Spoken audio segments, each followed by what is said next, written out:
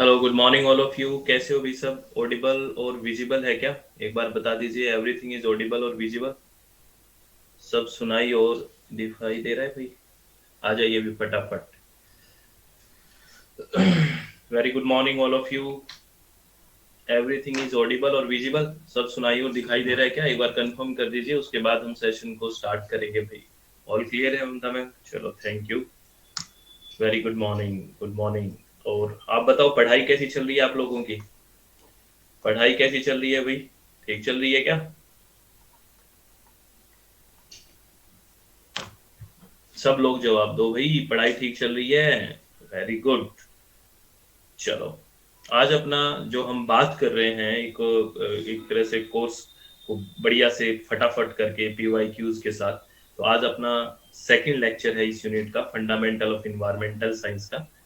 तो शुरू करते हैं। आफ्टर 30 सेकेंड्स अच्छे से हर कंसेप्ट को समझना है, और जो भी आपसे पीवाई क्यूज पूछे जाए, प्रीवियस ईयर क्वेश्चंस जो आए हुए हैं उनसे उसको भी डिस्कस करेंगे। तो बहुत आराम से आंसर करना है, बहुत सोच समझ के आंसर करना है, ठीक है?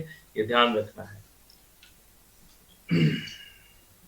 चलो, तो करें स्टार्ट हम सेशन को भी। सब रेडी हैं क्या? आ जाते हैं सभी। चलो स्टार्ट करते हैं। फंडामेंटल ऑफ इन्वायरमेंटल साइंस के बारे में बात कर रहे हैं। चलो, ऑल द वेरी बेस्ट। आपके सामने एक स्क्रीन पे क्वेश्चन दिया हुआ है, और इस क्वेश्चन को देखिए। ये क्वेश्चन क्या कह रहा है? ये आपका प्रीवियस ईयर में आया हुआ क्वेश्चन है, और इसके बारे में मैंने कल बात की थी, अगर आपको याद है तो, है ना? क्वेश्चन है, which of the following are components of NOx species in atmosphere. आपसे पूछा है कि नीचे जो कंपोनेंट्स लिखे हुए हैं बेसिकली, वो NOx स्पीसीज के कौन कौन से NOx स्पीसीज के हैं एटमॉस्फेयर में। तो आपको पता होना चाहिए NOx स्पीसीज क्या होती है। Which of the following are components of NOx species in atmosphere. ये क्वेश्चन बहुत आराम से पढ़िए। कंसेप्ट याद है तो समझिए, याद करिए उसको, और वो कंसेप्ट लगाइए। You have 20 seconds.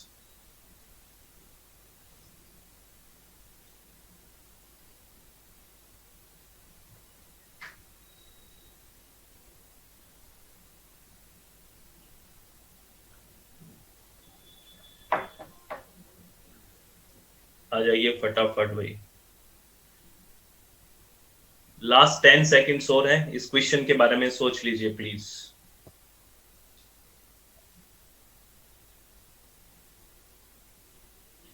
चलो, मैं पोल दे रहा हूं। All the very best.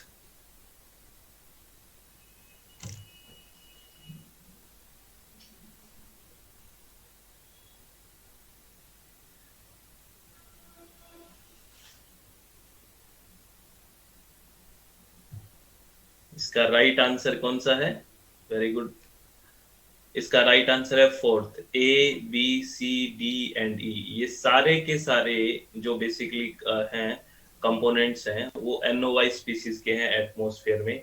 HNO3, ClNO2, HONO2, NO3, N2O5, ये सब के सब क्या है? NOx स्पीसीज के हैं। तो किसी को पता है क्या NOx स्पीसीज होती क्या है बेसिकली? राइट आंसर तो फोर है, ये सारे हैं। तो NOx स्पीसीज पता है क्या होती है? जैसे हम नॉक्स भी लिख देते हैं, NOx लिखते हैं, ठीक है? NOY क्या है? ये NOY। और NOZ भी लिखते हैं। क्या है पता है क्या आप किसी को? ये क्या है? नॉक्स तो पता है, आप लिख देते हो, नॉक्स तो बहुत बार सुनते हो।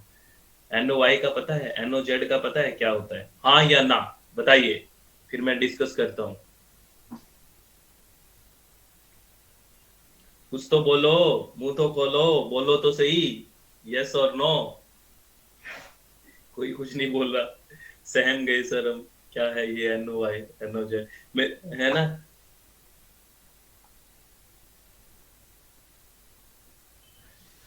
अच्छा, चलो कुछ हद तक ठीक है। चलो मैं बताता हूँ आपको NOI क्या है बेसिकली। देखो, इसको पढ़ना अच्छे से। क्या है? NOI consists of all oxides of nitrogen in which the oxidation state of the nitrogen atom is +2 or greater। याद रखना, NOI के अंदर वो सारे नाइट्रोजन के ऑक्साइड्स आएंगे जिसके अंदर नाइट्रोजन की जो ऑक्सीडेशन स्टेट है, वो या तो +2 है या फिर उससे ज्यादा है। ठीक है ना? तो मैक्सिमम सभी आ जाएंगे। देखो, example, the sum of all reactive nitrogen oxides including NOx, यानी कि सारे नॉक्स, जैसे नॉक्स का example NO plus NO2 and other nitrogen oxides referred as NOZ। ठीक है, यानी कि NO, NO2, NOZ ये सब मिला देंगे, है ना, तो क्या होगा, ये सब का जो सम है बेसिकली, सब जो ऑल रिएक्टिव नाइट्रोजन का सम है वो क्या है, NOY है। ठीक है ना, याद रखना। अब बेसिकली NOZ क्या है, the major component of NOZ। NOZ के अंदर कौन कौन से मेजर कंपोनेंट है, the major components of NOZ includes nitrous acid, nitric acid, nitrous acid, organic nitrates, peroxyacetyl nitrate, methyl per oxyl acetyl nitrate and peroxypropanyl nitrate PPN and particulate nitrates, ये सारे के सारे NOZ यानी कि NOZ के major components हैं। तो अगर बात करें NOx, NOZ, ये सब अगर इनका सम करें तो हमें क्या है, NOY। तो NOY क्या है, NOY consists of all oxides of nitrogen in which the oxidation state of the nitrogen atom is +2 और ग्रेटर। ठीक है ना, ठीक है, तो ये किस में आएगा, NOY में। ये नहीं हो सकता बेसिकली ममता मैम, ये मेरे एंड पे नहीं हो सकता, आप ही वही अपने सिस्टम से कर सकते हो, सॉरी, मेरे एंड पे एक ये स्टैंडर्ड ही रहेगा। ठीक है, तो ये NOY का मतलब समझे भाई, सभी स्टूडेंट समझे, और उस क्वेश्चन का आंसर क्यों आया वो समझ गए। हाँ या ना तो बोलो भाई, ऐसे सोना थोड़ी है, सुबह सुबह आके क्लास में सो गए। अरे बोलो, समझ में आया कि नहीं आया, हाँ या ना। सब बैठे ऐसे सुन रहे हैं, कोई कुछ नहीं बोल रहा, बस ना बोलोगे तो अच्छी बात नहीं है। तो राइट आंसर इसका फोर्थ आ गया। ठीक है, चलो ये क्वेश्चन देखो, ये question central pollution control board में पूछा गया था, CPCB में, है ना। ये क्वेश्चन है, यहाँ पे आपको चारों लेयर के बारे में बात की गई है ना, स्ट्रेटोस्फेयर, ट्रोपोस्फेयर, मेसोस्फेयर और थर्मोस्फेयर, और सामने इनके जो उनकी जो केमिकल स्पीसीज हैं कि प्रीडोमिनेंट कौन कौन सी है, उनको मैच करना है। तो विच of the following options is true regarding the predominant chemical species being present in the different strata or level of the atmosphere। और नीचे ये ऑप्शंस हैं, ये ऑप्शंस को अच्छे से देखना क्या ऑप्शन है, और इस क्वेश्चन को भी अच्छे से करना कि कौन कौन सी स्पीसीज, बेसिकली केमिकल स्पीसीज कौन कौन सी लेयर में है, मैच करना है आपको। तो आपके पास 20 सेकेंड्स है, मैच करिए।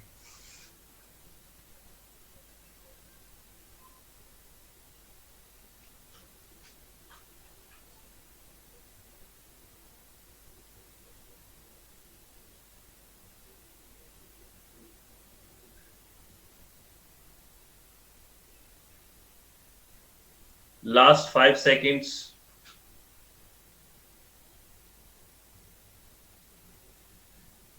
चलो मैं पोल दे रहा हूं, ऑल द वेरी बेस्ट।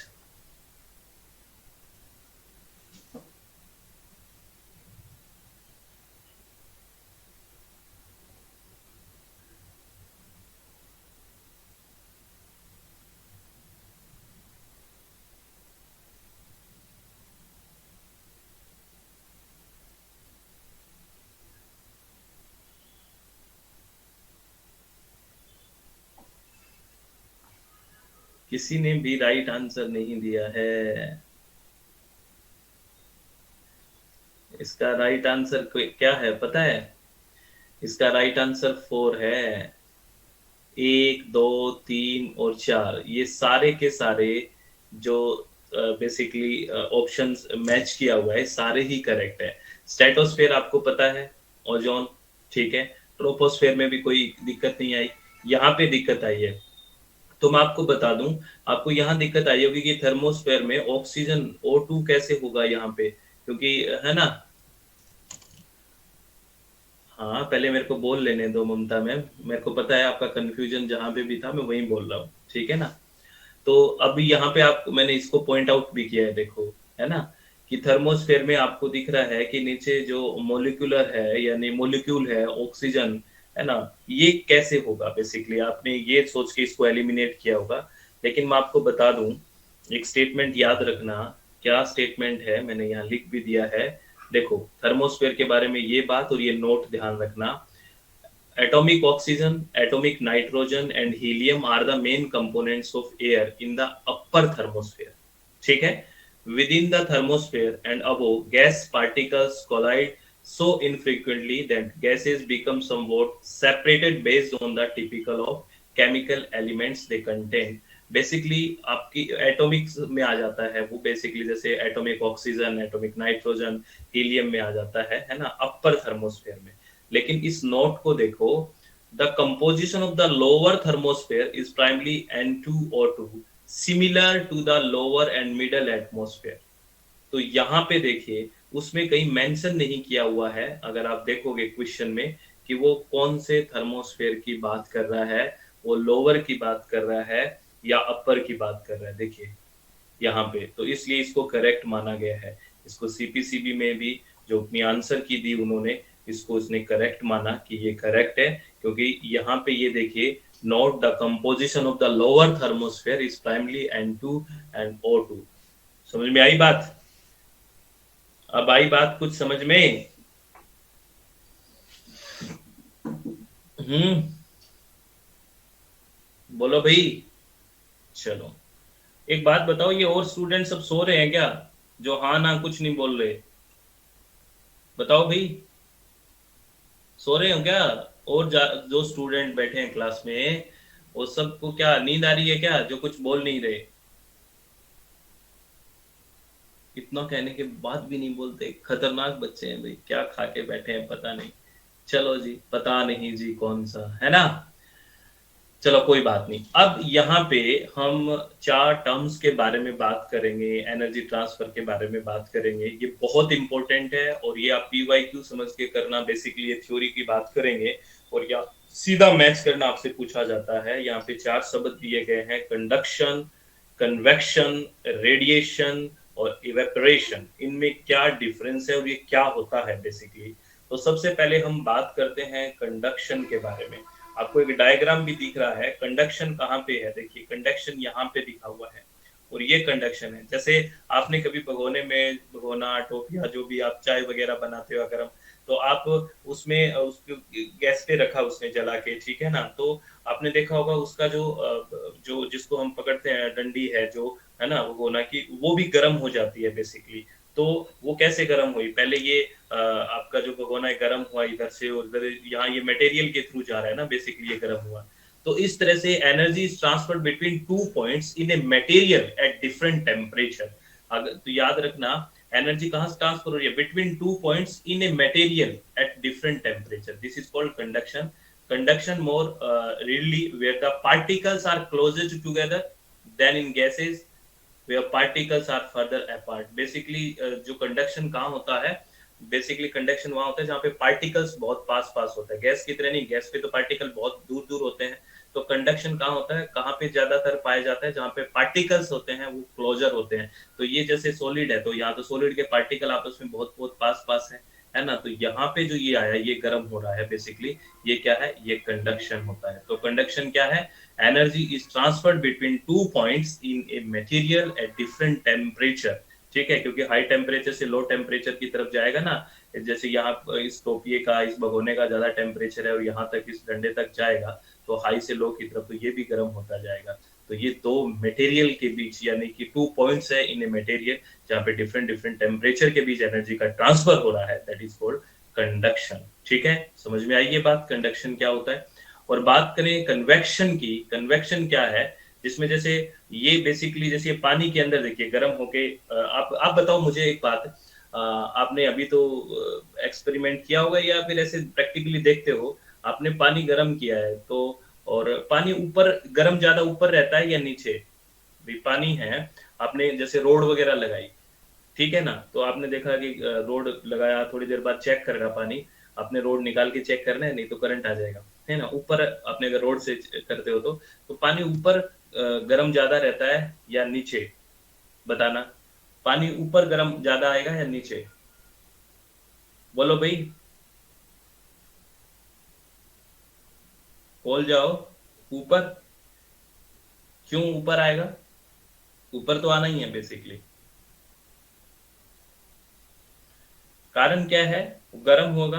तो गर्म होगा तो क्या होगा भाई? हल्का है, यूं मान लो, है ना।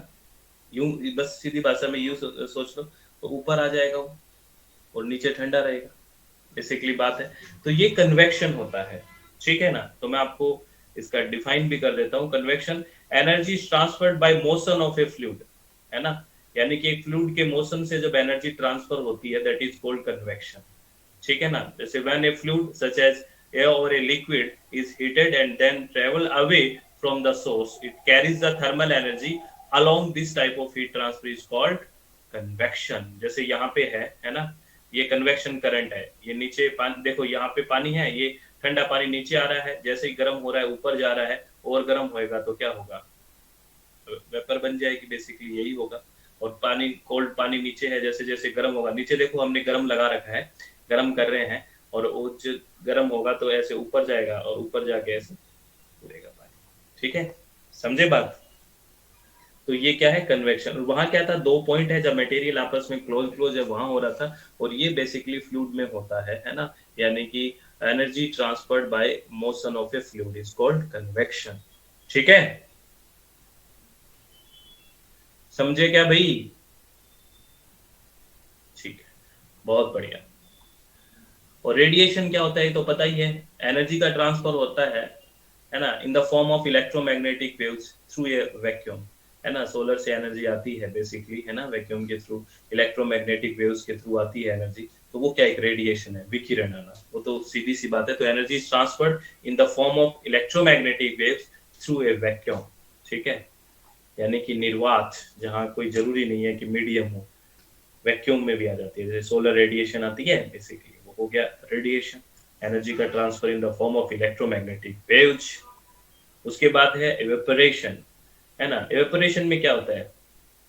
एवेपोरेशन में क्या होता है? Energy is lost through a phase change, यानी कि जो फेज होती है बेसिकली, उसकी फेज चेंज हो जाती है। जैसे वाटर मॉलिक्यूल है, वो अपनी स्टेट में चेंज करते हैं, लिक्विड टू गैसेस या वेपर फॉर्म में, है ना, वेपर बनते हैं। तो ये energy loss through a phase change, उसका फेज चेंज हो रहा है। तो evaporation is a process that take on the surface of liquid where the water molecule change their state from liquid to gas or vapor. This is called evaporation, है ना। evaporation क्या है? Basically एक energy is loss through phase change. जैसे हम पानी को गर्म करते हैं बेसिकली, है ना, बहुत गर्म करते हैं, तो क्या होगा? वो लिक्विड से किस में बदल जाएगा? गैसेज और वेपर में बदल जाएगा। तो this is called evaporation, energy is loss through a phase change. ठीक है। और एक होता है, अगर आपको पता है, एक होता है ट्रांसपायरेशन और एक होता है एवेपोरेशन। क्या डिफरेंस होता है बताओ?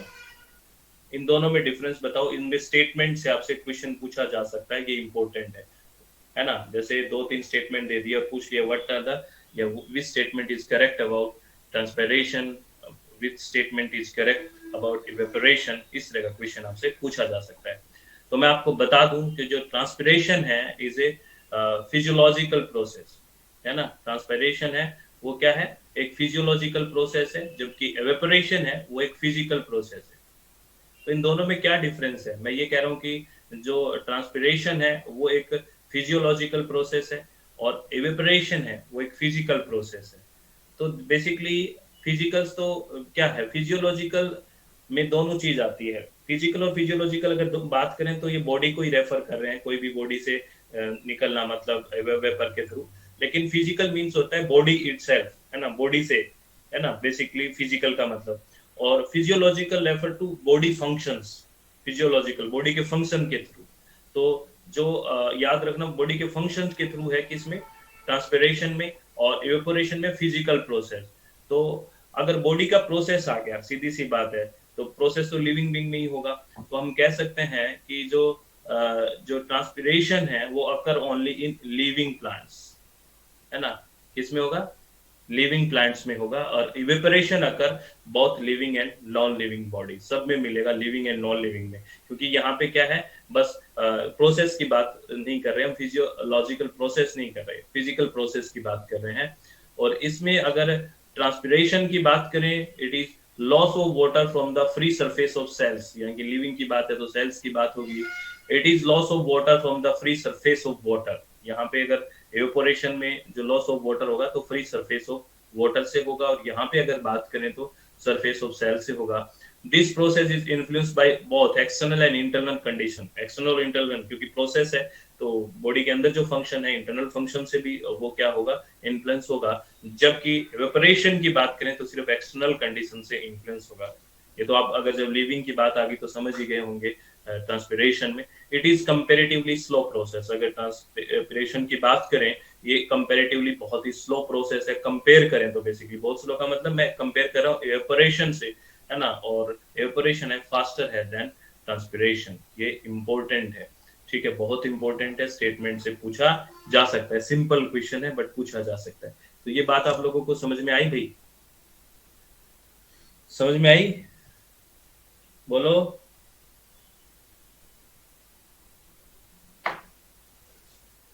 चलो बहुत बढ़िया। ये क्वेश्चन है, देखिए ये क्वेश्चन है, इधर लिस्ट 1 है ना, और इधर लिस्ट 2 है, और आपको मैच करना है। एक लिखा हुआ है zero order reaction, first order reaction, second order reaction और कंजुगेटिव रिएक्शन। इधर आपको रिएक्शंस कौन सी है इसके साथ मैच करना है। ऑल द वेरी बेस्ट, अच्छे से सोचिए, और आपको 20 सेकंड का समय है।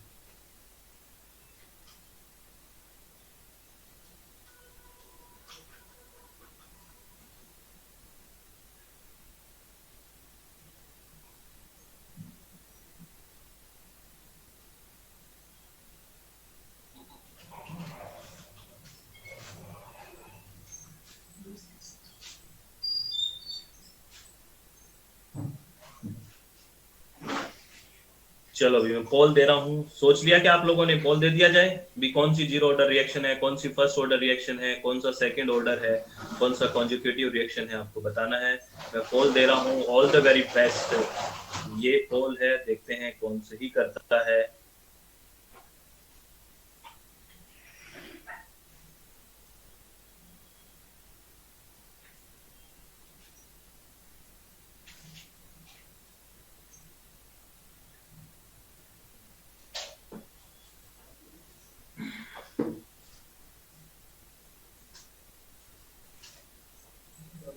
बात गड़बड़ हो गई। इसमें जीरो ऑर्डर रिएक्शन है, बेसिकली जो ऑक्सीडेशन ऑफ ग्लूकोज होता है by aerobic bacteria, this is zero order reaction. आप मतलब समझते हो क्या जीरो ऑर्डर क्या है, फर्स्ट ऑर्डर रिएक्शन क्या है, इसका मतलब समझते हो क्या भी? है क्या मतलब ये जीरो ऑर्डर का, फर्स्ट ऑर्डर का? ये बेसिकली ये रिएक्शन जो होती है, ये उनके मतलब यूं कह सकते हो कि एग्जांपल्स की भी ये जीरो ऑर्डर है।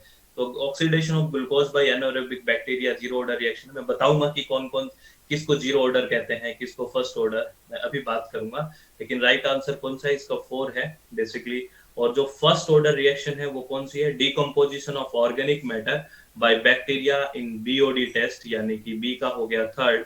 सेकेंड ऑर्डर की बात करें तो बैक्टीरिया नाइट्रिफिकेशन ऑफ अमोनिया, और अगर कॉन्जुगेटिव रिएक्शन की बात करें तो this will be first option, first के साथ मैच करेंगे, है ना। Metabolic biotransformation of some halogenated organic compounds, यानी कि राइट ऑप्शन इसका 4 है, ए का 4, बी का 3, सी का 2, डी का 1। ये आपको ध्यान रखना है। अब मैं बात कर लेता हूं कि जीरो ऑर्डर रिएक्शन की बात करते हो, फर्स्ट ऑर्डर, ये होता क्या है बेसिकली। अगर बात करें जीरो ऑर्डर रिएक्शन का, तो जीरो ऑर्डर रिएक्शन है और rate is independent of concentration, यानी कि उसकी, वैसे तो देखो क्या होता है, अगर सिंपली अगर हम बात करें तो क्या है कि रिएक्टेंट है फिर प्रोडक्ट बनेगा, ऐसी तो बात होती है। तो ऐसे सिंपली हम पढ़ते हैं कि रिएक्टेंट की कंसंट्रेशन ज्यादा है तो रेट बढ़ेगी, बेसिकली प्रोडक्ट की मतलब फास्ट होगा, है ना। मतलब ये यहाँ पे रिएक्टेंट है ए प्लस बी है और इधर कोई प्रोडक्ट बन रहा है, ये बात कर रहा हूँ। तो ये अगर रिएक्टेंट बढ़ेंगे, है ना, तो ये कहते हैं कि ये फास्ट होगी, यूं माने अगर, ठीक है ना। तो यहाँ पे ये प्रोडक्ट जो बन रहा है बेसिकली, है ना, ये किस पे डिपेंड कर रहा है? इसकी कंसंट्रेशन, यानी कि रेट जिस दर से बन रहा है, जिस रेट से, ये कंसंट्रेशन पे डिपेंड करता हो। लेकिन यहाँ पे देखिए क्या कह रहा है, zero order reaction in one whose rate is independent of concentration, यानी कि जो रेट है, जो दर है उसकी बनने की, वो उस कंसंट्रेशन से इंडिपेंडेंट है, कंसंट्रेशन पे डिपेंड नहीं कर रही है, कंसंट्रेशन से स्वतंत्र है। Zero order reaction typically seen in enzyme catalysed reactions. याद रखना, इससे भी पूछा जा सकता है, ऐसे आपसे ये पूछ लेंगे अब की बार की एंजाइम कैटालाइज्ड रिएक्शंस है वो किस ऑर्डर में रखोगे, तो सामान्यतः जनरली जीरो ऑर्डर रिएक्शन होती है ये enzyme catalysed reaction, where the enzyme is saturated, है ना। Oxidation of glucose by aerobic bacteria fits this, जो हमने बात की थी ना कि देखो हम जीरो ऑर्डर के साथ ये तो किया था, oxidation of glucose by aerobic bacteria, है ना। तो यही बात कह रहा है कि the oxidation of glucose by aerobic bacteria fits this as the bacteria can consume glucose at a constant rate।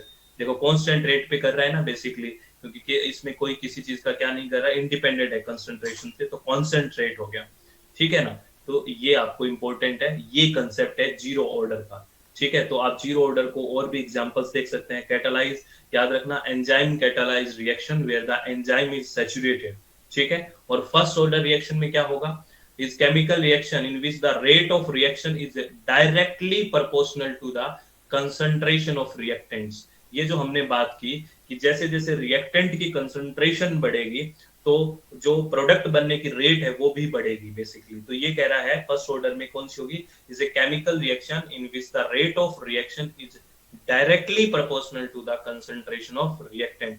जैसे डिकम्पोजिशन ऑफ नाइट्रोजन पेंटॉक्साइड है, ठीक है ना, ये नाइट्रोजन पेंटाऑक्साइड है, इसका डिकम्पोजिशन हो रहा है, देखिए टूट रहा है, तो decomposition of ammonium nitrate in aqueous solution, है ना, decomposition of H2O2 in aqueous solution, ये सारा का सारा फर्स्ट ऑर्डर रिएक्शन है बेसिकली, ठीक है। क्योंकि यहाँ पे जो रेट है बेसिकली वो डायरेक्टली क्या है, कंसंट्रेशन के, किसके कंसंट्रेशन के, रिएक्टेंट के कंसंट्रेशन के प्रोपोर्शनल होगी ना। इस chemical reaction is the way which the rate of reaction is directly proportional to the concentration of reactant। ये याद रखना है, ये इंपॉर्टेंट है, ये मतलब होता है फर्स्ट ऑर्डर का।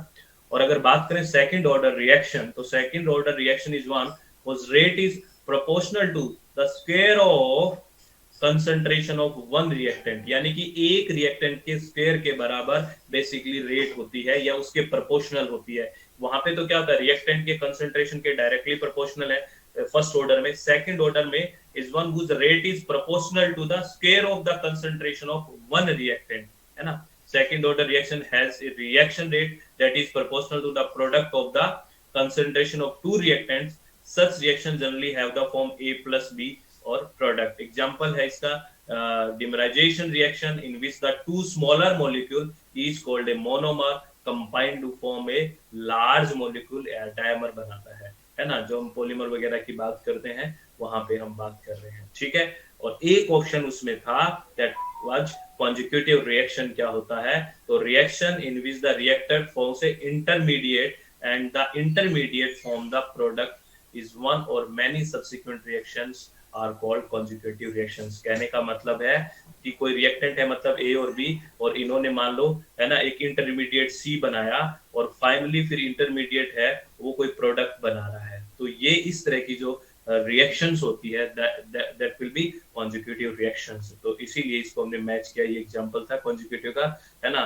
Metabolic biotransformation of some halogenated organic compounds, इसमें बेसिकली पहले इंटरमीडिएट बनेगा फिर फाइनली वो बनेगा, इसलिए इसको कॉन्जुगेटिव रिएक्शन में रखा गया है, ठीक है। तो ये आपको ध्यान रखना है, ध्यान रखोगे भाई, बोलो बोलो बोलो, ध्यान रखोगे।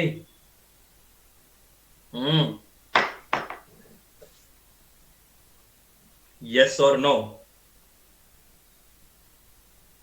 बोलो बोलो बोलो।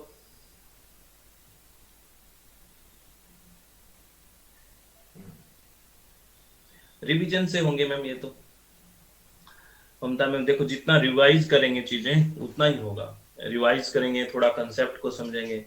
इसीलिए तो देखो कॉम्पिटिटिव एग्जाम में ऐसे अगर एक चीज ऐसे सभी को याद हो जाएगी फिर तैयारी की जरूरत ही नहीं है, फिर तो बस हो गया। एग्जाम्पल के लिए बस यही है भाई, आप इसको सर्च करो कि अच्छा इसमें ये है, क्योंकि हर देखो हर एक की तो कुछ तो है ही ना भाई। एग्जाम्पल केमिस्ट्री में इस तरह की चीजें होती ही रहती है, ये बेसिकली केमिस्ट्री का पोर्शन है कि ये रिएक्टेंट, तो ये थोड़ा थोड़ा आपको देखना पड़ेगा। दो चार एग्जाम्पल्स बेसिकली जनरली जो चल रहे हैं डेली लाइफ में उनको देखो, है ना, ऐसा ही है। लेकिन एक बार कंसेप्ट आ गया ना तो आ जाएगा। कारण ये है, मैं आपको बताता हूँ, चारों कई बार मैच ना हो, लेकिन दो भी मैच हो जाते हैं ना, फिर हमारा एक आइडिया लग जाता है कि अच्छा ये है। कई बार चारों हमें नहीं पता होता कि ये है। कई बार हम जीरो ऑर्डर को मैच कर देंगे, फर्स्ट ऑर्डर को, ऐसे दो को भी हम मैच कर देते हैं। तो अगर बैड लक हो तो अलग बात है, नहीं तो दो से बात बन जाती है और ऑप्शन सेट हो जाते हैं। ठीक है। उसके बाद ये तो बहुत ही सिंपल क्वेश्चन है आगे आपके लिए। कह रहा है green house gases in the atmosphere absorb. बहुत ही सिंपल क्वेश्चन है, ये गलत नहीं करना है कि ग्रीन हाउस गैसेज जो होती है, जिनकी वजह से आपको पता है ग्लोबल वार्मिंग होती है, तो green house gases in the atmosphere absorb, क्या एब्जॉर्ब करती है? आपके सामने चार ऑप्शंस है, आप देखिए।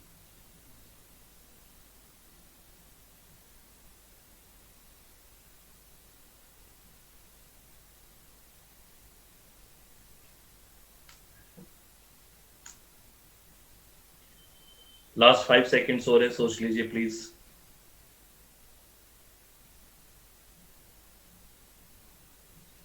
चलो मैं पोल दे रहा हूं, ऑल द वेरी बेस्ट।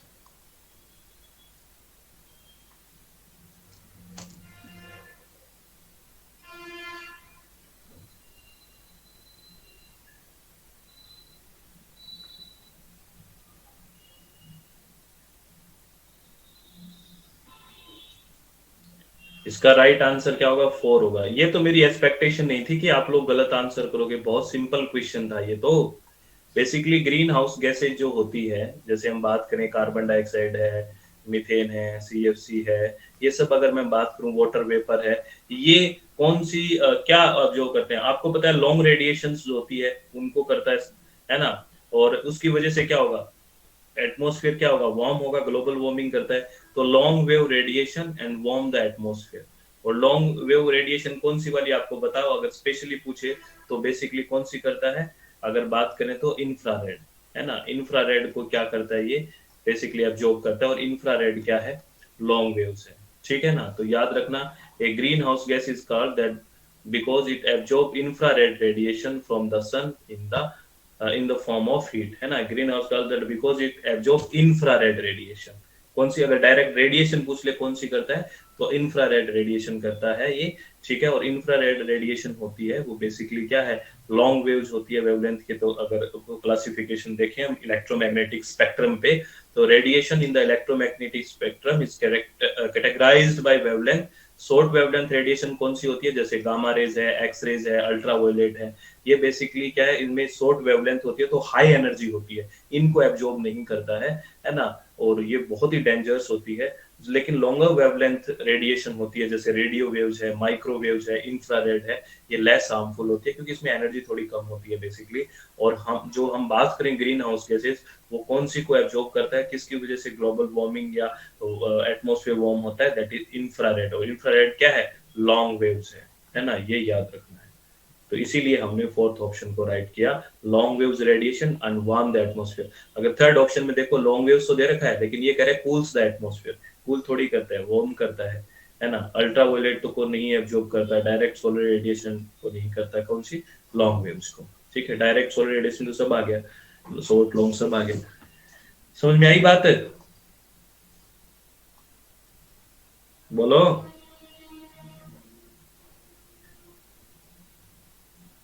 बोलते नहीं है आप लोग। सर क्या करें, हम है ना चिंतन में रहते हैं बहुत ज्यादा। चिंतन में रहते हो या चिंता में रहते हो, बताओ? किस में रहते हो? बोलो तो सही। मशीन बने बैठने से काम नहीं चलेगा। इंडायरेक्ट आपको बोलना पड़ेगा कि क्या चल रहा है दिमाग में, सब ठीक चल रहा है क्या। नहीं तो आप कितना ही पढ़ते जाओ, उससे क्या फायदा होगा? जब चीजों को मनन नहीं करोगे, आत्मचिंतन नहीं करोगे तब तक। अरे नहीं नहीं, ऐसा कुछ नहीं होना चाहिए। डिप्रेशन जैसा शब्द होना ही नहीं चाहिए आप लोगों की डिक्शनरी में ना। क्योंकि क्या कर रहे हैं, हम तो मेहनत कर रहे हैं। लेकिन मेहनत, स्मार्ट वर्क करना, मैं हमेशा से कहता हूँ शुरुआत के दिन से कि भी रेगुलर पढ़ाई करो, शुरू के दिन से करो। हमें कब आती है पढ़ाई याद? जब एग्जाम का टाइम आता है बेसिकली, तब हमें पढ़ाई याद आती है एकदम से। और फिर लगता है अब दुनिया जीतनी है मुझे। तो फिर थोड़ा सा प्रॉब्लम होती है। शुरुआत से लगने में दिक्कत क्या है, मुझे ये समझ नहीं आई। भाई जब आपका एम ही जीवन में ये है तो 2-4 घंटे भी अगर शुरुआत से निकालना शुरू कर दे आदमी तो कितना अच्छा हो जाए, लेकिन नहीं, हम क्यों करेंगे। हम तो फॉर्म का वेट करेंगे, हम फिर एडमिट कार्ड का वेट करेंगे, फिर एग्जाम सेंटर देखेंगे, फिर सोचेंगे एग्जाम सेंटर चेंज हो जाए कि नहीं हो जाए, अब तैयारी करेंगे, है ना। इतनी हो जाएगी देर, कोई बात नहीं, करनी तो पड़ेगी तैयारी। अब एक ये आप न्यूमेरिकल मान लो इस क्वेश्चन को, है ना। इसमें है ना बायोन्सी फोर्स निकालना है बेसिकली। ये आप देखिए, कैलकुलेट करके देखिए कैसे निकलेगा। Find out the buoyancy force acting on tropical troposphere air parcel of a unit mass at temperature 20 degree Celsius in an at environment of temperature 15 degree Celsius। तो आपका इसका buoyancy force निकलना है। जो आर्किमिडीज का सिद्धांत याद है आपको, कि समझ जाओगे कि उसके द्वारा जो हटाया जाता है वो उसके वेट के बराबर होता है। buoyancy force जो ऊपर लगता है बेसिकली वेट के अपोजिट लगता है, पता है ना। तो यही निकालना है आपको। Find out the buoyancy force acting on tropical troposphere air parcel के ऊपर निकालना है आपको। Of unit mass of temperature उसका दिया हुआ है 20 degree Celsius, and environment of temperature यानी कि उसकी इन्वायरमेंट का टेम्परेचर है 15 डिग्री सेल्सियस और उसका 20 है, तो उसको पूछा है बायोन्सी फोर्स कितना होगा। क्या आता है आपको ये क्वेश्चन, क्या आता है आपको ये क्वेश्चन।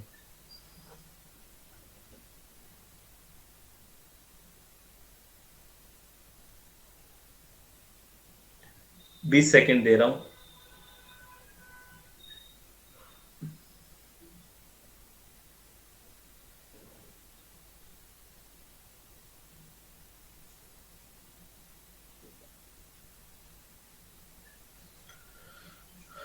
चलो भाई मैं पोल दे रहा हूँ, ऑल द वेरी बेस्ट।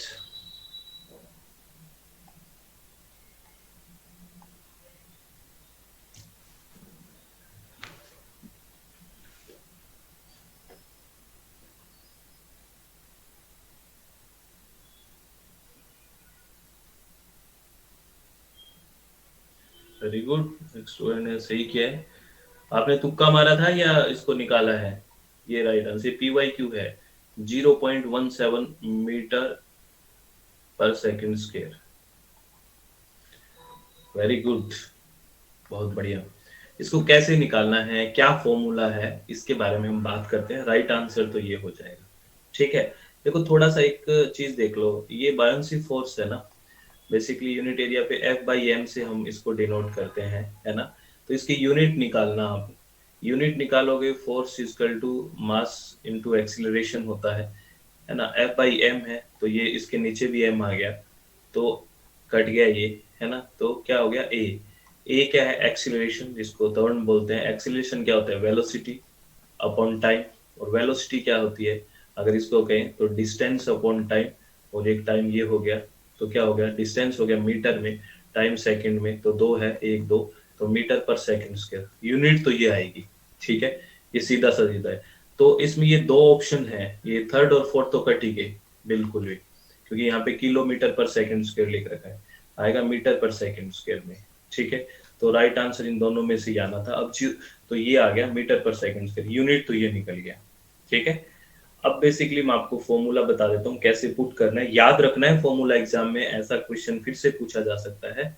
पहले हम बायोन्सी फोर्स के बारे में बात करते हैं। जैसे यही बात है, कोई ऑब्जेक्ट है ये, ठीक है। जैसे जिसको हिंदी में हम बात करते हैं ना, आर्किमिडीज का सिद्धांत बोलते, प्लावन बल ऐसे कुछ बोलते थे। तो ये कोई ऑब्जेक्ट है, ठीक है। ये वेट, ऑब्जेक्ट के वेट से तो क्या है, नीचे फोर्स लग रहा है बेसिकली, और बायोन्सी फोर्स क्या है, ऊपर लग रहा है, ये है, ठीक है। बायोन्सी फोर्स जैसे कोई चीज अगर डुबो रहे हैं जैसे, है ना, तो नीचे से जो फोर्स लगता है ना ऊपर की ओर में, तो वो बायोन्सी फोर्स होता है बेसिकली, है ना, फ्लूइड के अंदर। तो ये बेसिकली ग्रेविटेशनल फोर्स तो क्या हो रहा है, ऊपर से क्या है या नीचे ले रहा है, और ये और नीचे से ऊपर जा रहा है। तो एक तरह से जो ग्रेविटेशनल फोर्स की जो वैल्यू हम लिखेंगे वो माइनस में लिखेंगे, क्योंकि अपोजिट वर्क कर रहे हैं ना, अपोजिट डायरेक्शन के अकॉर्डिंग। तो यहाँ पे जी का यूज हम -9.8 यूज करेंगे, ये याद रख लेना, क्योंकि नीचे से ऊपर की तरफ जा रहा है ना, इसीलिए। तो फॉर्मूला क्या है देखिए, ये बेसिकली फॉर्मूला है ना। अगर हम डेंसिटी को मानते हुए चले, ये एफ बाय एम है बेसिकली, ये है buoyant force per unit mass, ठीक है ना। Buoyant force per unit mass की बात करें एफ बाय एम, और यहाँ पे ये डेंसिटी है ना, लो जीरो माइनस ये जो रो एफ लिखा है रो जीरो, है ना, या ओ मान लो, जैसे आप प्रोनाउंस करो बेसिकली। तो ये तो बेसिकली ओ फॉर ऑब्जेक्ट के लिए है ना, यानी जो ये डेंसिटी ऑब्जेक्ट की है, इसमें से आप सराउंडिंग का जो फ्लूइड का डेंसिटी है बेसिकली वो माइनस करोगे, और डिवाइड बाय किससे करोगे, अगर डेंसिटी दी हुई हो तो डिवाइड बाय किससे करोगे, ऑब्जेक्ट के डेंसिटी से, और इनटू जी, यहाँ पे जी का मान आपको -9.8 मीटर सेकंड स्क्वायर ये रखना है, पर सेकंड स्क्वायर रखना है, ठीक है ना, ये ध्यान रखना। यहाँ पे जी जो ग्रेविटेशनल एक्सीलरेशन की बात है वो माइनस रखना है, क्योंकि अपोजिट है बुयांसी फोर्स। तो ये एक फॉर्मूला यहाँ बनता है। अगर हम हमारे पास टेम्परेचर दिया हुआ है, अगर इसमें देखो फॉर्मूले में हम क्वेश्चन में देखो हमारे पास टेम्परेचर है, यहाँ पे पार्सल का टेम्परेचर दिया हुआ है, एयर पार्सल का 20 डिग्री सेल्सियस, और अगर इन्वायरमेंट के टेम्परेचर की बात करें तो 15 डिग्री सेल्सियस है। अगर टेम्परेचर के तौर पे इस फॉर्मूले को हम याद करते हैं, है ना, पीवी इक्वल टू एनआरटी के तहत, है ना, आइडल गैस के तहत, तो हमारे पास क्या आएगा देखिए, अगर ये फॉर्मूला हमें याद रखना है ना, ये फॉर्मूला, तो यहाँ पे जो ये टेम्परेचर है ये बेसिकली इन्वायरमेंट का टेम्परेचर है, ये जो टेम्परेचर है पार्सल का, है ना, एयर पार्सल का टेम्परेचर है, और नीचे ये इन्वायरमेंट का टेम्परेचर है इनटू जी, ये आ जाएगा क्या, बेयरनस्वी फोर्स। तो इसको निकाल के देखते हैं बेसिकली। यहाँ पे अगर टेम्परेचर इन्वायरमेंट का कितना दे रखा है, देखो अगर बात करें इन्वायरमेंट का टेम्परेचर टीई कितना दे रखा था, एक बार देखते हैं, चलो, अरे बोलो कितना दे रखा था, इन्वायरमेंट का 15 है और पार्सल का 20 डिग्री सेल्सियस है, थोड़ा तो हेल्प करो मेरी, बताओ आप, ठीक है, वेरी गुड। तो इन्वायरमेंट का कितना है, 15 डिग्री सेल्सियस है, तो हमें किस में बदलना पड़ेगा, केल्विन में, तो कितना केल्विन हो गया, अगर हम डिग्री सेल्सियस को केल्विन में बदलेंगे तो क्या करें बताओ, फटाफट बताओ, क्या करें, बोलो, इसमें प्लस कितना कर दें, वेरी गुड, इसमें प्लस कर दें कितना, 273, तो टोटल कितना हो गया ये, 288 हो गया हमारे पास, ठीक है। और वो टेम्परेचर कितना दे रखा है, पार्सल का टेम्परेचर कितना है, 20 डिग्री सेल्सियस है, 20 डिग्री सेल्सियस, तो उसमें भी हम अगर 273 करेंगे तो हमारे पास कितना आ जाएगा, कितना आ जाएगा, बोलो भाई, 293 आ जाएगा, ठीक है। तो अब इस फॉर्मूले में रख दो, और जी का वैल्यू हमारे पास कितना है, -9.8 है, ठीक है। अब इसमें वैल्यू रखो, F/m इजकल टू, यहाँ पे अगर बात करें इन्वायरमेंट का कितना है, 288, और अगर पार्सल की बात करें 293, नीचे इन्वायरमेंट का रखना है 288, और इनटू बात करें -9.8, अगर इसको सोल्व करेंगे 288 में से 293 जाएंगे तो माइनस की वैल्यू आ जाएगी, कितना हो जाएगा, -5/288, -5 हो गया ना, -288 इंटू -9.8, अब माइनस से माइनस इंटू होगा प्लस हो जाएगा, और अगर इसको 9.8 से 5 को इंटू करोगे तो 45, 45, 49, 49 आ गया, 49/288 ये आ गया। अब इसको अब डिवाइड कर दो, लो 49, 288, पॉइंट लगाओ, 0, 2 से करोगे तो ज्यादा होगा, 1 से ही जाएगा, 288, 10 में से 8 गया, यहाँ कितना बच गया, 2, ठीक है, 2 ही बच गया ना, और यहाँ कितना बच गया, 0, और यहाँ 2, एक 0 और लगाओ, और 7 से देखो, 7 तो 56, 5, 8, 56, 61, और कितना हो गया, 14 और 26, 2016, यानी कि 7 से 0.17 आ गया, यही तो था, 0.17, यहीं तक निकाल दो, तो 0.17 मीटर सेकंड स्क्वायर, समझ में आई बात, मीटर पर सेकंड स्क्वायर, ठीक है ना।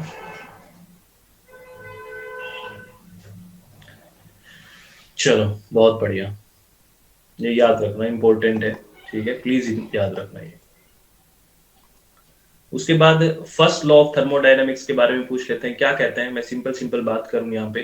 फर्स्ट लॉ ऑफ थर्मोडायनेमिक्स क्या, इसको law of conservation of energy भी बोलते हैं, क्योंकि ये क्या स्टेटमेंट करते हैं कि energy can neither be created nor be destroyed, है ना, energy can only be transfer or change from one form to another, यानी कि एनर्जी को ना तो हम क्रिएट कर सकते हैं ना डिस्ट्रॉय कर सकते हैं, बस हम एक फॉर्म से दूसरे फॉर्म में क्या कर सकते हैं, चेंज कर सकते हैं। तो ये आपसे डायरेक्ट स्टेटमेंट पे भी पूछ लेते हैं, ऐसा पूछा गया क्वेश्चन है पीवाईक्यू में, क्या ध्यान रखना कि व्हाट इज ट्रू अबाउट, या कौन सा स्टेटमेंट ठीक है about first law of thermodynamics, या फर्स्ट लॉ ऑफ थर्मोडायनेमिक्स क्या है, इस तरह से भी क्वेश्चन पूछ लेते हैं। तो कई बार ओवर कॉन्फिडेंस की वजह से भी गलत कर देते हैं कि ये क्या पूछेंगे, पढ़ते हैं नहीं, फिर वहां कंफ्यूजन हो जाता है, ये ध्यान रखना है, ठीक है। और अगर फर्स्ट लॉ ऑफ थर्मोडायनेमिक्स की बात करें तो इस तरह से हम रिप्रेजेंट करते हैं, अगर कोई आपसे न्यूमेरिकल फॉर्म में भी पूछे तो डेल यू क्या है, चेंज इन इंटरनल एनर्जी, है ना, कोई भी जो सिस्टम है उसकी इंटरनल एनर्जी में कितना चेंज है उसको हम बात करते हैं डेल यू, ये किसके इक्वल होता है, Q, Q is the net heat transfer, है ना, क्यू क्या है, नेट हीट ट्रांसफर, और नेट हीट ट्रांसफर मतलब sum of all heat transfer into or out of system, यानी कि कितना उसके अंदर कितना बाहर, नेट हीट ट्रांसफर कितना हुआ है बेसिकली वो क्यू से, और उससे हम माइनस क्या करेंगे, W is the net work done and the sum of all work done on or by the system, यानी कि सिस्टम के द्वारा या सिस्टम पे कितना काम किया गया है उसको अगर माइनस कर देते हैं तो हमारे पास इंटरनल जो चेंज है, change in internal energy of system आ जाएगा। तो डेल यू याद रखना, del U equal to Q minus W. तो डेल यू क्या है, जो इंटरनल एनर्जी ऑफ सिस्टम है, चेंज कितना हुआ है, यानी कि इंटरनल एनर्जी में किसी सिस्टम के कितना चेंज हुआ है वो किसके इक्वल है, नेट हीट ट्रांसफर से हम क्या माइनस करेंगे, जो नेट वर्क डन है कि उसके ऊपर कितना वर्क किया गया या उसके द्वारा कितना वर्क किया गया, उसको माइनस कर देंगे तो उस सिस्टम की क्या आ जाएगी, इंटरनल एनर्जी में कितना चेंज हुआ वो हमारे पास आ जाएगा। तो कई बार आपको क्या आता है, नेट हीट ट्रांसफर दे दे या वर्क डन दे दे, है ना, तो उससे आपको इंटरनल एनर्जी में कितना चेंज हुआ है डेल यू की वैल्यू पूछ लेते हैं, तो ये आपको याद रखना है, ठीक है, याद रखोगे।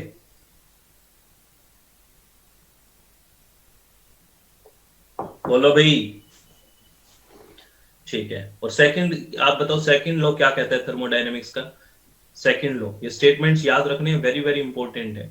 Second law of thermodynamics says that the entropy, entropy क्या होती है ना, रैंडमनेस ऑफ द सिस्टम, कितना बिखरा हुआ है, रैंडमनेस ऑफ द सिस्टम, यानी कि the second law of thermodynamics says that entropy of any isolated system always increases, याद रखना है ना, कोई भी आइसोलेटेड सिस्टम होगा उसकी जो एंट्रोपी है, रैंडमनेस है ना, वो हमेशा बढ़ेगी, ये वेरी वेरी इंपॉर्टेंट है। The second law of thermodynamics says that the entropy of any isolated system always increases, और बेसिकली एंट्रोपी क्या है, मेजर ऑफ रेंडमनेस है। जैसे अगर मैं बात करूं, जैसे सोलिड है, सोलिड पार्टिकल जैसे सोलिड ही है, पार्टिकल बिल्कुल पास पास होते हैं, ठीक है ना, ये सोलिड है। लिक्विड के पार्टिकल थोड़े दूर होते हैं, ठीक है ना, और अगर गैस के हैं तो और ज्यादा दूर है। तो बताओ सबसे ज्यादा रैंडमनेस किस में है, सबसे ज्यादा रैंडमनेस किस में है, सॉलिड में है, लिक्विड में है या गैस में, ये सॉलिड है, ये लिक्विड है, ठीक है, ये गैस है, तो सबसे ज्यादा किस में है रैंडमनेस, ये गैस में है। तो यानी दिस इज एंट्रोपी, यानी कि मेजर ऑफ रैंडमनेस है किसी सिस्टम का, ये एंट्रोपी है। तो बेसिकली ये कह रहा है इसकी सबसे ज्यादा है, तो ये कह रहा है कोई भी आइसोलेटेड सिस्टम होगा उसकी एंट्रोपी हमेशा बढ़ेगी। जैसे मैं आपको कुछ बात बता दूं, ये इंपॉर्टेंट स्टेटमेंट है, ध्यान रखना। जैसे the entropy of the universe, the universe के अल्टीमेटेड आइसोलेटेड सिस्टम है, only increase and never decrease, याद रखना जो एंट्रोपी है यूनिवर्स की, क्योंकि ये अल्टीमेट एक तरह से आइसोलेटेड सिस्टम है, यूनिवर्स की जो एंट्रोपी है वो ओनली इंक्रीज होगी, कभी भी डिक्रीज नहीं होगी, रैंडमनेस हमेशा बढ़ेगी बेसिकली, है ना, measurement of randomness. In some cases, अब आगे कुछ केस की बात करें, in some cases where the system is thermodynamically equilibrium, यानी कि थर्मोडायनेमिकली इक्विलिब्रियम हो गया और going through a reversible process, तो the total energy of system and its surrounding remain constant. जब इक्विलिब्रियम आ गया थर्मोडायनेमिक्स का, यानी कि यू माने यू रिएक्शन है, आउट फॉरवर्ड और बैकवर्ड यूं चल गई और इक्विलिब्रियम का प्रोसेस आ गया, तो यहाँ पे जो एंट्रोपी है वो क्या हो जाएगा, कांस्टेंट हो जाएगा। एंट्रोपी एक सिस्टम की और सराउंडिंग की कांस्टेंट हो जाएगी, क्योंकि इधर भी नहीं बढ़ रही है ना, इधर नहीं, ये इक्विलिब्रियम में आ गया, यूं चल रहा है आगे और पीछे यूं आ रहा है, इक्विलिब्रियम का आ गया। तो इक्विलिब्रियम में आ गया तो क्या हो गया, कांस्टेंट हो गया। The second law is also known as the law of increased entropy, याद रखना।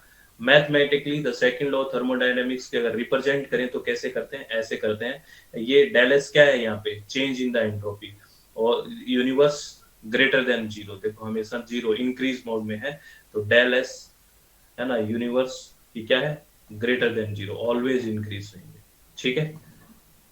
जीरो से ज्यादा ही वैल्यू आएगी। जीरो से ज्यादा कब आएगी? जब वन की इंक्रीज होगी, पहले S2 बड़ी होगी हमेशा ही ना S1 से, तो ये इंक्रीज में आएगा। ठीक है, समझ में आई क्या? ये स्टेटमेंट आता है, आपको पता है ना ये स्टेटमेंट आता है? बताओ, ये पता है स्टेटमेंट आता है ये? हम्म। हाँ, और थर्ड लॉ क्या कहता है थर्मोडायनेमिक्स का? थर्ड लॉ क्या कहता है? Third law of thermodynamics is the entropy of perfect crystal at a temperature of 0 kelvin. 0 kelvin होता है absolute zero, is equal to zero. क्या कहता है? The third law of thermodynamics state that the entropy of a perfect crystal at a temperature of 0 kelvin. 0 kelvin की जगह हम बात करें तो एब्सोल्यूट जीरो, तो वहां पे एंट्रोपी क्या होगी? जीरो होगी, इक्वल टू जीरो। याद रखना, the entropy of a perfect crystal at a temperature of 0 kelvin is equal to zero. ये कहता है थर्ड लॉ ऑफ थर्मोडायनेमिक्स। ठीक है, क्योंकि टेम्परेचर एब्सोल्यूट जीरो आ गया, बिल्कुल कुछ टेम्परेचर है ही नहीं। और अगर मैं बात करूं एब्सोल्यूट जीरो को, हम 0 केल्विन की बात कर रहे हैं। अगर एब्सोल्यूट जीरो आपको मैं पूछूं डिग्री सेल्सियस में कितना होता है एब्सोल्यूट जीरो? कितना होता है डिग्री सेल्सियस में? मैंने बताया था आपको पिछले लेक्चर में, कितना डिग्री सेल्सियस है? कितना डिग्री सेल्सियस है? -273। वेरी गुड, 0.15, ये याद रहने नहीं, ये -273 माइनस में, ठीक है, डिग्री सेल्सियस या 0 kelvin. This is absolute zero. ठीक है, तो ये नोट है, इस नोट को नोट की तरह संभालना है। क्या है? This statement holds true. ये अगर ऊपर वाला स्टेटमेंट की बात करें जो अभी थर्ड लॉ की बात करी थी, क्या रहा है? This statement holds true if the perfect crystal has only one state with minimum energy. वो कब है स्टेटमेंट थी कि जो क्रिस्टल है उसकी एक स्टेट है विद मिनिमम एनर्जी। एनर्जी होगी तो रेंडमनेस तो आ ही जाएगी, आपको पता है, एंट्रोपी आ ही जाएगी। जब आप में एनर्जी होती है तभी तो सिर मारते घूमते हो ना, बिल्कुल, ये कर दूं मैं, वो कर दूं, है ना, तभी तो रेंडमनेस बढ़ती है ना। तो ये कह रहा है this statement hold true if the perfect crystal has only one state with minimum energy. अब मिनिमम एनर्जी है, शांत है, कोई एंट्रोपी नहीं है, ठीक है। At a temperature of 0 Kelvin, the following phenomena can be observed in closed system, है ना। closed system के अंदर क्या क्या phenomena आप जानते हो ना? closed system क्या होता है, open system क्या होता है, पता है ना? ओपन सिस्टम क्या होता है? जहाँ पे एनर्जी और मैटर दोनों का ट्रांसफर होता है, हीट एनर्जी और मैटर दोनों का ट्रांसफर होता है, वो तो होता है ओपन। क्लोज होता है, कौन सा होता है? जहाँ पे सिर्फ हीट एनर्जी का तो ट्रांसफर होता है लेकिन मैटर का ट्रांसफर नहीं होता, ठीक है। और बेसिकली अगर बात करें आइसोलेटेड का, तो जिसमें दोनों का ही ट्रांसफर नहीं होता। तो ये कह रहा है जो क्लोज एटम होगा, है ना, क्लोज एटम क्या होता है? जिसमें मैटर का ट्रांसफर नहीं होता है ना, सिस्टम टू सराउंडिंग में, है ना, लेकिन किस में होता है? हीट एनर्जी का होता है। The system doesn't contain any heat. अगर बात करें 0 केल्विन में, है ना, तो क्लोज सिस्टम में क्या हम ऑब्जर्व कर सकते हैं? The system doesn't contain any heat, क्योंकि परफेक्ट क्रिस्टल है बेसिकली बात करें, है ना, विद मिनिमम एनर्जी है, 0 केल्विन की बात कर रहे हैं, है ना, कोई एंट्रोपी नहीं है। तो इसमें हम ये ऑब्जर्व कर सकते हैं कि the system doesn't contain any heat. कोई हीट होगी तो एंट्रोपी आ ही जाएगी, सीधी सी बात है। और एंट्रोपी हमें यहाँ जीरो कह रहे हैं 0 केल्विन पे। All the atoms and molecule in the system are their lowest energy point. यहाँ पे बिल्कुल एनर्जी नहीं है, लोवेस्ट एनर्जी है, तभी तो वो बिल्कुल शांत बैठे हैं, कोई एंट्रोपी नहीं है। Therefore, a system at absolute zero has only one accessible micro state. It is ground state. Ground state में पढ़ा है। As per the third law of thermodynamics, the entropy of such system is exactly zero. ठीक है ना? Ground state में कोई energy है नहीं, बस पड़े हैं आराम से, एंट्रोपी उसकी जीरो है, ठीक है। तो ये पहला, सेकंड और थर्ड लो आपकी बात समझ में आई आपको? बहुत इंपॉर्टेंट है, सीधा सीधा स्टेटमेंट्स देके पूछ लेते हैं, कई बार ये पूछा गया है, ठीक है। ये PYQ के तौर पे ये स्टेटमेंट्स याद रखने, रखोगे याद? बोलो। और हम अगर थर्मोडायनेमिकली प्रोसेस की बात करें तो हम चार बात कर सकते हैं। एक है, हम बात करे थे ना, एडियाबैटिक प्रोसेस क्या होता है? A process where no heat transfer into or out of the system occurs. ये याद रखना, ये वन लाइनर भी पूछ लेते हैं। एडियाबैटिक प्रोसेस क्या होता है? ये प्रोसेस जहाँ पे जो हीट ट्रांसफर है ना, no heat transfer into or out of the system occurs. Adiabatic process हो गया. Isochoric process कौन सा होगा? Where no change in volume occur and the system doesn't work. Volume change नहीं है तो काम कहाँ करेगा? ठीक है ना? तो यही कह रहा है process where no change in volume occur and the system doesn't work, this is called isochoric process. और isobaric तो पूछा भी गया है, a process where no change in pressure occur, कोई भी प्रेशर में चेंज नहीं है. और आइसोथर्मल दिख रहा है आपको, नो चेंज इन टेम्परेचर. तो ये लाइनों में पूछ लेते हैं कि आइसोबारिक का मतलब क्या है, आइसोथर्मल के किस लिए यूज होता है. आइसो मतलब एक समान, कोई चेंज नहीं होता. और आगे कोरिक यहाँ पे वॉल्यूम है. एडियाबैटिक प्रोसेस जहाँ पे no heat transfer into or out of the system occurs. ठीक है, तो ये चारों जो प्रोसेस है ये भी आपको योर लाइन याद रखनी है. ठीक है, याद रखोगे? चलो याद रखोगे. हाँ ना तो बोलते रहो भाई, इंपॉर्टेंट बात है. सर ये हमें आता है. अरे आता सब कुछ है आपको, लेकिन भूलते क्यों हो आप? ये क्वेश्चन करके दिखाओ, वन लाइनर क्वेश्चन, बिल्कुल हलवा क्वेश्चन है आपके लिए. विच of the following is a criteria pollutant in green house gas but is not directly emitted in the ambient atmosphere?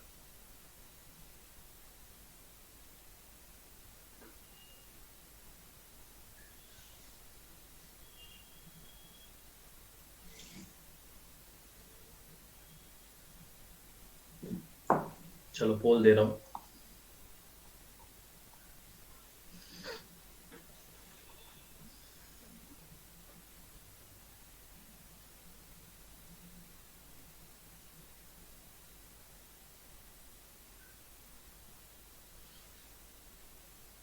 चलो ये तो वेरी गुड, आपको पता ही है. ओजोन है बेसिकली, डायरेक्टली इमिट थोड़ी होता है. ग्रीन हाउस गैस तो है. ओजोन अगर ट्रोपोस्फेयर में बात करें जो एज ए सेकेंडरी पोल्यूटेंट काम करता है, यानी कि एक तरह से ग्रीन हाउस गैसेस के तौर पे काम करता है. तो नॉक्स है वो टूटता है. ठीक है, NO प्लस मान लो वो बन गया. ठीक है, तो ये ऑक्सीजन है, ये ऑक्सीजन से रिएक्ट करेगा ये जो एटम है, और क्या बनेगा O3. ये डायरेक्टली इमिट नहीं होता, ये रिएक्शन करके बनता है बेसिकली, है ना. उससे फोटोन जो पड़ता है वो टूटता है नॉक्स और फिर बनता है. तो है लेकिन ये ग्रीन हाउस गैस, इसकी वजह से क्या होती है? ग्लोबल वार्मिंग, वैश्विक तापन. अल्बेडो क्या होता है आपको पता है? अल्बादी नहीं कह रहा है, अल्बेडो क्या होता है पता होगा आपको? ये रिफ्लेक्ट कितना करता है कोई बॉडी, इससे भी बहुत सीधे सीधे क्वेश्चन आते हैं. The proportion of solar radiation falling on non luminous body which the latter reflect is known as albedo. It is reflective quality of the surface. मान लो ये कोई सरफेस है, इस पे रेडिएशन पड़ी, ठीक है ना, सोलर रेडिएशन, ये कितना रिफ्लेक्ट कर रहा है वापिस, ये इसका एल्बेडो बोला जाएगा. कितना रिफ्लेक्ट कर रहा है. जैसे आपने लिखा है ये किसका है एल्बेडो 30%, किसका लिखा है आपने ममता मैम, किसका है ये एल्बेडो 30%, बताओगे? यानी कि कोई सरफेस पे यहाँ पे आके सोलर रेडिएशन पड़ी, वो कितना रिफ्लेक्ट कर रहा है कोई सरफेस, किस चीज की सरफेस की बात करो आप. 30%, सबका अलग अलग होता है, मैं बात करता हूँ 30% किसका है, ये सब बात करता हूँ. क्वेश्चन भी आया है यहाँ से, कोई बात करता हूँ. चलो कुछ बात पढ़ लेते हैं फिर बात करेंगे. The word albedo drive from the Latin word जिसका नाम है वाइट से, है ना, लेटिन वर्ड फॉर वाइट. ठीक है ना. Albedo is a major how much light that hits a surface is reflected without being absorbed. यानी कि कोई सरफेस पे लाइट पड़ी तो कितनी लाइट बिना एब्जॉर्ब के रिफ्लेक्ट होगी. This is albedo of that surface, है ना. एल्बेडो ऑफ अर्थ इज 0.3, यानी कि आपने जो 30% बात की थी वो अर्थ की बात की थी, है ना. The albedo of earth is 0.3 या फिर about 30% of the solar radiation is reflected back into the space. Albedo 30% का क्या मतलब हुआ था कि जितनी पड़ती है उसका वो 30% वापिस कर देता है, रिफ्लेक्ट कर देता है बैक टू द स्पेस. ठीक है ना, यानी कितना रिफ्लेक्ट करता है, ये तो एल्बेडो होता है. तो इंसोलेशन क्या होता है? The amount of solar radiation reaching a given area, है ना. बेसिकली कितना रीच करता है इंसोलेशन, है ना, कितनी आई. तो इंसोलेशन क्या होता है? The amount of solar radiation reaching a given area. और insolation is maximum at tropic and decrease toward poles. आपको पता है इंसोलेशन जो मैक्सिमम होता है वो क्या होता है? ट्रॉपिक्स पे सबसे ज्यादा होता है. और जैसे जैसे पोल्स की तरफ जाते जाएंगे हम, वैसे वैसे इंसोलेशन है वो कम होता जाएगा, है ना. तो सोलर रेडिएशन है वो कम रीच करेगी ना, पता ही है, इसीलिए वो इतने ठंडे होते हैं पोल्स. ठीक है, तो ये अलग टर्म है, कहीं मिक्स मत कर देना इंसोलेशन को. ठीक है, जैसे ये एक प्रीवियस ईयर क्वेश्चन आया एल्बेडो से, पीवाईक्यू है, देखना ये है, arrange the following surface in decreasing order in albedo. Decreasing order का मतलब समझ गए कि सबसे पहले सबसे ज्यादा, फिर उससे कम, फिर उससे कम, फिर उससे कम, फिर सबसे कम। आपको डिक्रीजिंग ऑर्डर में बताना है कि सबसे ज्यादा एल्बेडो किसका है, फिर उससे कम किसका है, फिर उससे कम किसका है, घटते हुए क्रम में बताना है। तो सोचिए क्या होगा।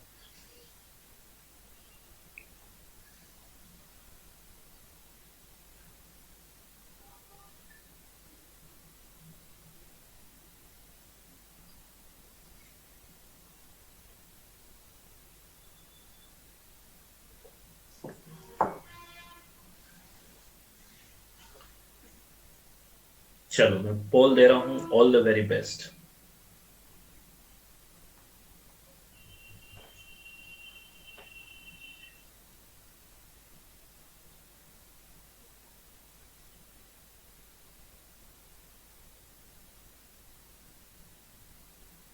इसका राइट आंसर कौन सा है? थर्ड।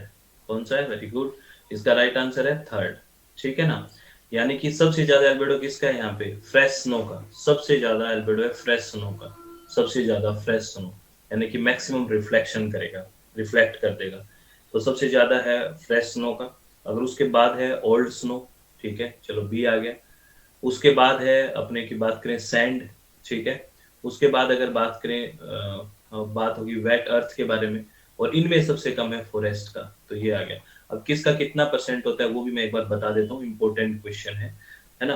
और सबसे ज्यादा बेसिकली फ्रेश स्नो का ही होता है, ठीक है, अल्बेडो। देखिए, albedo is the fraction of light that a surface reflect, ये तो कई बार बात कर ली है हमने। 30% इज रिफ्लेक्टेड एल्बेडो, ये अर्थ का हो गया, ठीक है ना। 30% यानी कि 0.3, है ना। फॉरेस्ट का अल्बेडो है अबाउट 15%, 15%। और टेरेस्ट्रियल अल्बेडो अर्थ का अराउंड हम 31% मान लेते हैं कई बार। फ्रेश स्नो का है देखो 80%। फ्रेश स्नो का कितना है? 80% एल्बेडो है, देखो कितना ज्यादा है, ठीक है ना। और डेजर्ट सैंड का है 40%, और ग्रास का है 25%, और ओशियन का देखो सिर्फ 6%। ओशियन का एल्बेडो देखो कितना है? सिर्फ 6%। ठीक है, ये इंपॉर्टेंट है, याद रखना है। याद रखोगे? ये क्वेश्चन और करो भाई, ये क्वेश्चन करके दिखाओ। ये क्वेश्चन करो भाई, क्या है क्वेश्चन?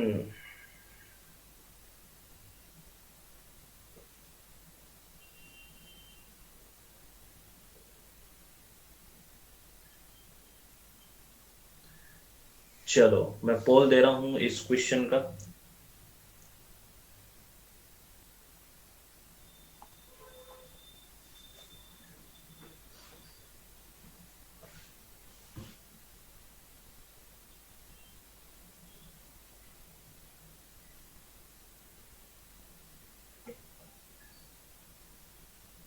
चलो वेरी गुड, है ना। इसका थर्ड ऑप्शन है वो क्या है? राइट ऑप्शन हो गया, थर्ड ऑप्शन है वो राइट है। पेरिलियन क्या होता है? जो earth comes closer to the sun, है ना, जब अर्थ है वो सन के पास आती है ना, वो किस दिन आती है क्या है वो भी मैं बात करूंगा, दैट इज कॉल्ड पेरिलियन। और एफिलियन का है, एफिलियन है जब क्या होता है, अर्थ लिटिल फार्दर फ्रॉम द सन, ये आ जाएगा, है ना, थोड़ा दूर जाती है। एल्बेडो हमने बात की थी, रिफ्लेक्शन कोएफिशिएंट है। आइसोथर्मल में जो आइसो है समान टेम्परेचर, यानी कि हॉरिजॉन्टल डिस्ट्रीब्यूशन ऑफ टेम्परेचर हो गया, डी का 4 हो गया, तो राइट आंसर थर्ड आ गया। ठीक है, बिल्कुल इजी सी बात है, यहाँ पे दो नई चीज आपको ये सीखने को मिल जाएगी। क्या है देखिए, perihelion is the point where the earth closest to the sun, 91.4 million miles और 147 million kilometres. This occur around 3 every year. Or aphelion is the when our planet reaches the its farthest point from the sun, that will be 94.5 million miles और 152 million kilometre around जुलाई 4, ये होता है। ठीक है, ये आपको मैंने टाइम भी बता दिया है, ये इम्पोर्टेंट है, ये भी आपको ध्यान रखना है, ठीक है, ये आपको ध्यान रखना है। चलो, हाँ भाई, आज के बाद इतना ही, आज इतनी बात करेंगे, और बाकी बात ये ह्यूमिडिटी के बारे टॉपिक है, ये हम नेक्स्ट कल लेक्चर में बात करेंगे और इस यूनिट की और सारी कल काफी सारी बात करेंगे और फिर हम और यूनिट स्टार्ट करेंगे। तो ये बहुत अच्छा सा एक बन रहा है ना दिमाग में कुछ पिक्चर, अच्छा लग रहा है ऐसे। अपने चित्त को शांत रखो, खुश रहो और ऐसे ही हम हर यूनिट को बहुत शानदार तरीके से करने वाले हैं इस कोर्स में अपन।